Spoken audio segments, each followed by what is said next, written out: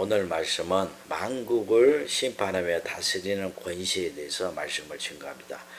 요한계시록 2장 26절 27절 말씀을 통해 증거합니다. 이기는 자와 끝까지 내 일을 지키는 그에게 만국을 다스리는 권세를 주리니 그가 철장을 가지고 저희를 다스려 질그릇 깨뜨린 것 같이 하리라. 나도 내 아버지께 받은 것이 그러하니라. 자, 예수를 믿는 사람이 가장 오해하고 있는 것이 자기가 성경의 말씀을 많이 알고 있고 믿고 있다고 여기는 거예요. 지금은 은혜시대의 밤중이죠. 이 밤중이 되었다는 것은 비진리가 온 세상을 덮어버린 때예요. 그러니까 적그리스도와 거짓 선지자가 가르치는 그 비진리가 온 교회를 덮고 있기 때문에 예수를 믿는 사람들이 여기저기서 성경의 말씀을 많이 배우는 거예요. 많이 배우게 되면 자기가 배운 그 성경의 말씀을 알고 있고 믿고 있다고 착각하는 것이죠. 성경의 말씀은 참으로 알고 믿게 되면 능치 못함이 없는 거예요. 성경의 말씀을 참으로 알고 믿잖아요. 그러면 어떤 변화가 일어날까요? 전지전능하신 여호와 하나님께서는 하나님이 가지신 그 지식과 지혜로 모든 피조세계를 창조하신 분이에요. 성경의 말씀은 하나님의 지식과 지혜와 그 총명인 거예요. 성경의 말씀을 참으로 알게 되면 하나님의 지식과 지혜를 얻는 거예요. 하나님의 지식과 지혜가 천천 금은보다 더 귀하죠. 왜냐하면 하나님의 지식과 지혜를 가지잖아요. 그러면 우리의 생각과 마음이 새롭게 창조되어 버린 거예요. 여러분, 성경의 말씀을 참으로 깨달아서 알게 되잖아요. 그러면은 우리의 생각과 마음이 바뀌게 되는 거예요.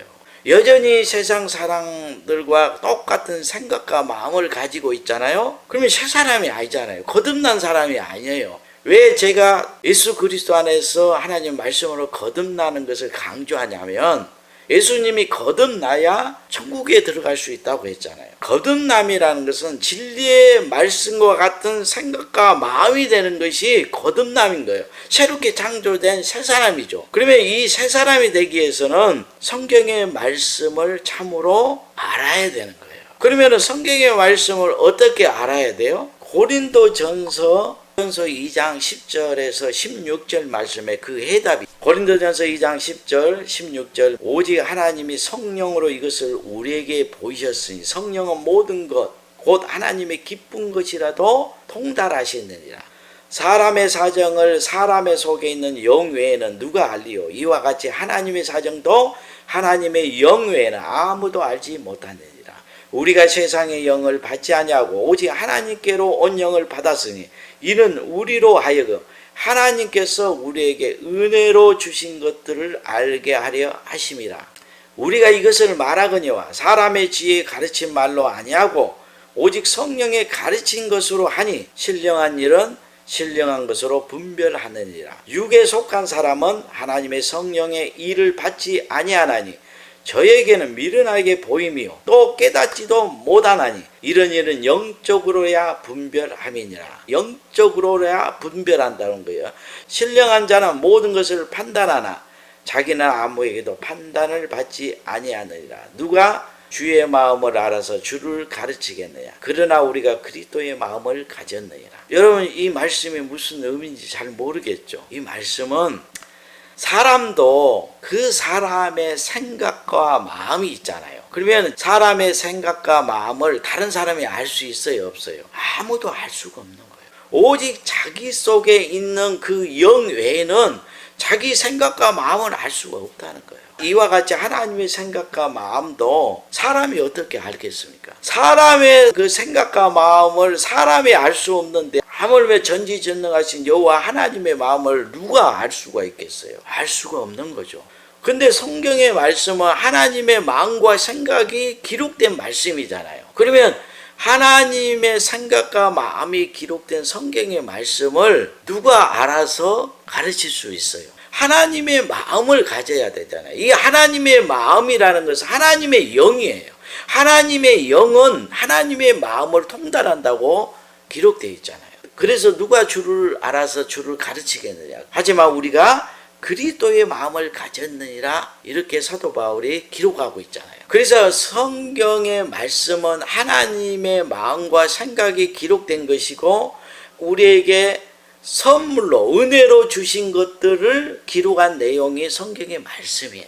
그러면 예수 그리스도가 하나님께서 우리에게 주신 하나님의 은혜와 사랑이잖아요. 그러면 예수 그리스도를 사람의 계명으로 들어서 아는 것이 아니고 성령께서 가르쳐 주시고 깨닫게 해 주실 때 예수가 참으로 하나님의 의가 되고 하나님의 영원한 생명이 되고 천국이 되고 길이 되고 진리가 되는 거예요. 성령의 가르침을 받지 않았기 때문에 이스라엘 백성들이 예수님을 십자가에 못 박았다는 거예요.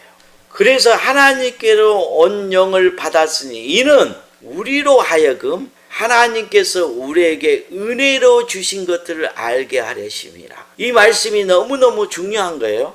하나님께서 우리에게 은혜로 주신 것들을 알게 하기 위해서 누구를 보냈다는 거예요? 성령, 하나님의 영을 부어주셨다는 거예요. 그래서 하나님의 영을 통해서만이 하나님께서 우리에게 지금 주신 그 은혜와 그 선물, 그 사랑을 깨달아 알게 되는 거예요. 그러면 성령께서 지금 기록된 성경의 말씀을 가르쳐 주시고 깨닫게 해 주시잖아요. 그러면 그 기록된 성경의 말씀이 지금 성령께서 그 사람에게 주신 은혜와 선물이에요. 상급이라는 거예요. 그래서 성경의 말씀을 아무리 많이 알고 있고 그리고 성경의 말씀을 자기 그 믿음으로 믿고 있는다고 해도 그 기록된 성경의 말씀이 그대로 이루어지는 그 역사가 나타나지 않는 거예요.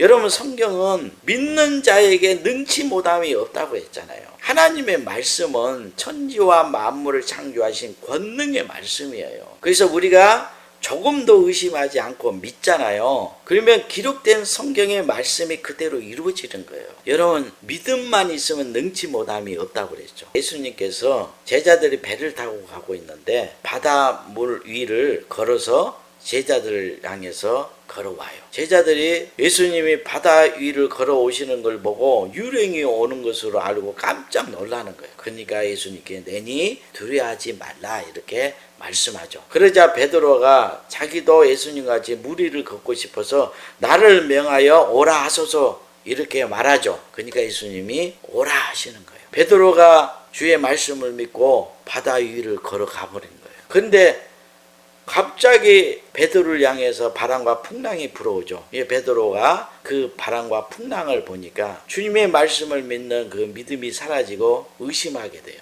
그 순간 바닷물 속으로 빠져들어가죠. 그때 예수님이 그를 건져주시면서 왜 의심하였느냐 이렇게 말씀하잖아요. 마음에 의심하게 되면 무리를 걸을 수가 없죠. 이 표적을 보이신 것은 주의 말씀을 조금 더 의심하지 않고 믿잖아요. 그러면 세상에 빠지지 않는다는 거예요.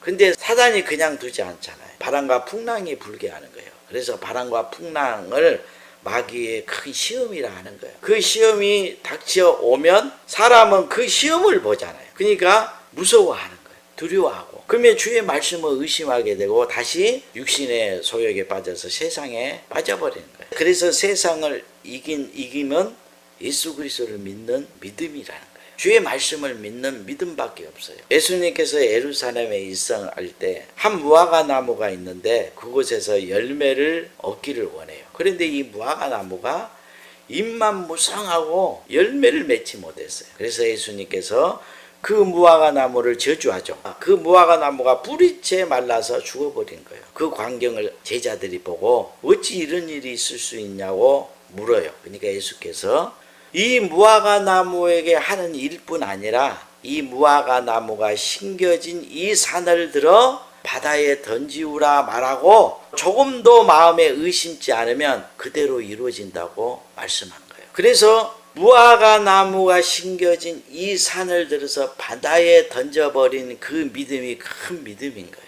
여러분, 이 말씀이 무슨 뜻이에요? 하나님을 믿는 이스라엘 백성들을 무화과 나무로 비유하는 거예요. 그리고 또 포도나무로 비유하잖아요. 그래서 무화과 나무나 포도나무가 열매를 맺지 못하면 하나님의 저주를 받는 거예요. 심판을 받는 거예요. 그러니까 이스라엘 백성들이 예수 그리스도를 영접해서 열매를 맺어야 되는데 예수 그리스도를 영접하지 않는 거예요. 그러니까 다 저주를 받죠. 뿌리째 말라 죽었다는 것은 그들이 하나님의 생명을 공급받지 못하고 영원히 사망을 당하는 것을 의미하는 거예요. 마태복음 21장 20절 22절 제자들이 보고 이상히 여겨 가로되 무화과 나무가 어찌하여 곧 말랐나이까? 예수께서 대답하여 가로되 내가 진실로 너희에게 이르노니 만일 너희가 믿음이 있고 의심치 아니하면 이 무화과 나무에게 된 이런 일만 할 뿐 아니라 이 산더러 들려 바다에 던지우라 하여도 될 것이요 너희가 기도할 때 무엇이든지 믿고 구하는 것은 다 받으리라 하시니라. 이 말씀이 왜 중요하냐? 지금 무화과 나무가 심겨진 이 산을 들어 바다에 던져버린 이 사건은 지금 예수님께서 온 이스라엘 나라를 심판하는 것을 지금 비유한 거예요. 주께서 이스라엘 나라를 심판할 때 의심하고 심판했습니까? 믿음으로 하나님의 진노의 심판을 증거했잖아요. 그러니까 그대로 된 거예요. 그러면 큰 산을 들어서 바다에 던지는 믿음을 누가 가지게 돼요? 요한계시록 11장에 기록된 두 증인들이죠. 제가 주께 두 증인으로 부름을 받았잖아요. 성령께서는 지금 기록된 성경의 말씀을 통해서 제게 지금 심판의 권세를 가졌다는 걸 가르쳐주고 있는 거예요. 이것이 바로 하나님께서 제게 주신 하나님의 그 은혜와 선물이요 상급이라는 거예요. 이기는 자에게 하나님께서 만국을 다스리는 심판하는 그 권세를 주신다고 했잖아요. 그 심판하는 그 권세가 뭐냐? 큰 산을 들어서 바다에 던지는 말씀인 거예요. 큰 산이 뭡니까? 음녀 바벨론 성이죠. 그래서 요한계시록 8장 8절에 보면 둘째 천사가 나팔을 보니 불붙은 큰 산과 같은 것이 바다에 던지며 바다의 3분의 1이 피가 되고 요한계시록 17장 18절에 짐승을 따르는 그 음녀 바벨론성이 나오죠. 이 음녀 바벨론성이 만국을 음행의 포도주로 미혹하여 무너지게 했다고 했죠. 그러니까 짐승들에게 미혹당하여서 사람의 손으로 크고 웅장하게 건축한 초대형 교회들이 음녀 바벨론성이잖아요. 이 음녀 바벨론성을 통해서 온 교회가 다 미혹당하여 망하게 됐잖아요. 그래서 음녀 바벨론성을 심판한 것이 이들에게 미혹당한 온 교회를 다 심판하는 거예요. 이 권세가 누구에게 주어진 거예요? 두 증인에게 주어진 거예요. 그래서 요한계시록 2장 26절 27절에 이기는 자와 끝까지 내 일을 지키는 그에게 만국을 다스리는 권세를 주니 그가 철장을 가지고 저희를 다스려 질그릇 깨뜨는 것 같이 하리라. 나도 내 아버지께 받은 것이 그러하니라.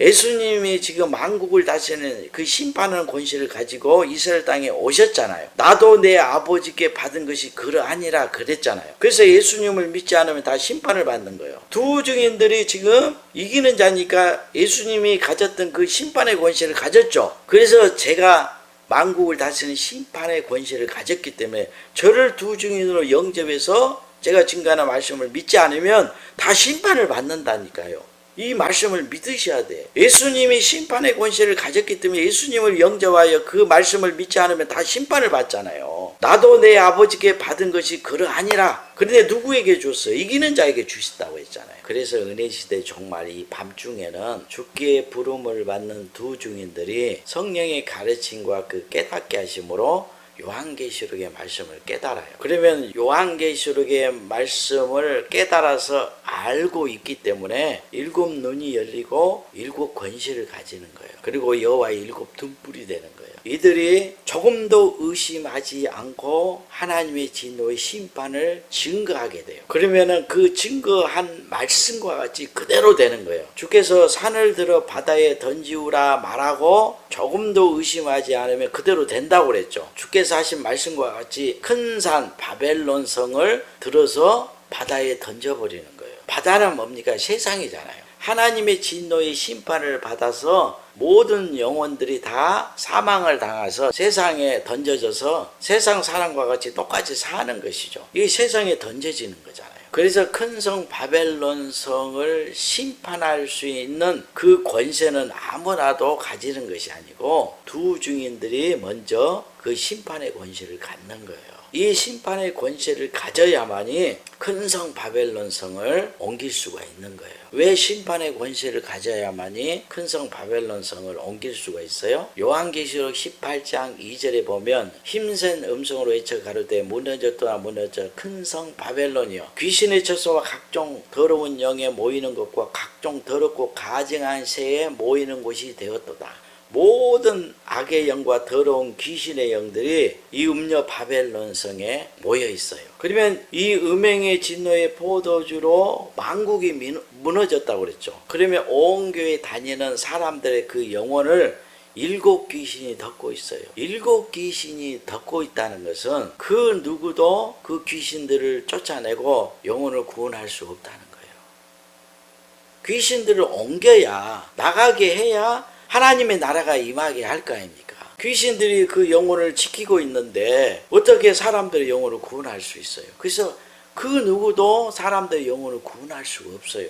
설교를 한다고 해서 사람들의 영혼이 구원된 것이 아니고 더 악한 영이 그 영혼을 장악하게 만들어버려요. 더 악하게 돼요. 왜냐하면 밤중에는 하나님의 진노의 심판을 증가하는 두 증인 외에는 이 음녀 바벨론 성을 심판할 수가 없어요. 심판의 권세를 가져야 된다는 거예요. 밤중에는 7 귀신이 들어가는데요. 마태복음 12장 43절 45절 보면 더러운 귀신이 사람들에게 나갔을 때 물 없는 곳으로 다니며 쉬기를 구하되 쉴 곳을 얻지 못하고 이에 이르되 내가 나온 내 집으로 돌아가리라 하고 와보니 그 집이 비고 청소되고 수리되었거늘 이에 가서 저보다 더 악한 귀신 7을 데리고 들어가서 거하니 그 사람의 나중 형편이 전보다 더욱 심하게 되느니라. 이 악한 세대가 또한 이렇게 되리라. 악하고 음란한 세대가 밤중이잖아요. 하나님의 진노의 심판이 임하는데 지금 우리가 살고 있는 이 세대예요. 그러면 이 악한 세대가 7 귀신이 들어가는 때라고 분명히 기록하고 있죠. 그러면은 처음 귀신 하나가 나가는 때가 언제예요? 처음에 예수를 믿으면 귀신 하나가 쫓겨나고 성령이 임해서 하나님의 나라가 임하는 거예요. 그런데 처음에 예수를 믿고 하나님의 나라, 하나님의 백성이 됐는데 마귀의 시험에 빠져서 불법을 행하죠. 그러면 7 귀신이 들어가 버려요. 그러면 이 처음 나간 귀신 하나가 자기가 쫓겨난 집에 와보니 집이 비고 청소되고 수리되었다는 거예요. 이 말씀이 뭐예요? 성령이 오셔서 그 마음을, 그 영혼을 깨끗게 하잖아요. 그리고 다 수리하잖아요. 고친다는 거예요. 그런데 마귀의 영과 하나가 된 짐승들이 적그리스도와 거짓 선자에게 미혹을 받잖아요. 그들의 설교를 듣게 되면 7 귀신이 들어가 버려요.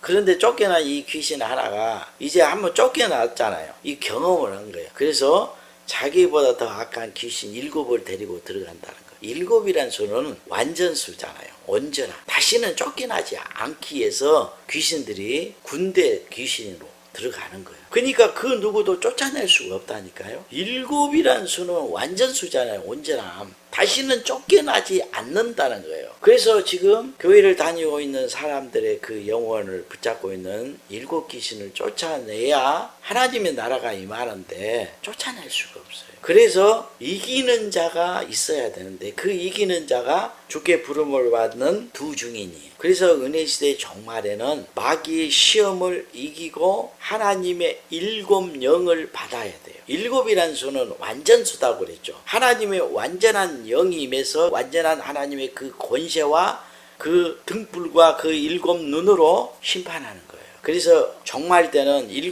귀신이 역사하고 7 영이 역사하는 거예요. 하나님의 7 영만이 이 음녀 바벨론 성을 심판하는 거예요. 이 귀신들을 다 몰아내고 다 소멸시켜서 유브라데 강이 마르게 하는 거예요. 마귀와 함께 귀신의 영들을 다시 무적행에 가둬버리는 거예요. 하나님이 하지 않고는 홍해가 갈라지게 할 수 없잖아요. 요단강 물이 멈추게 할 수가 없는 거예요.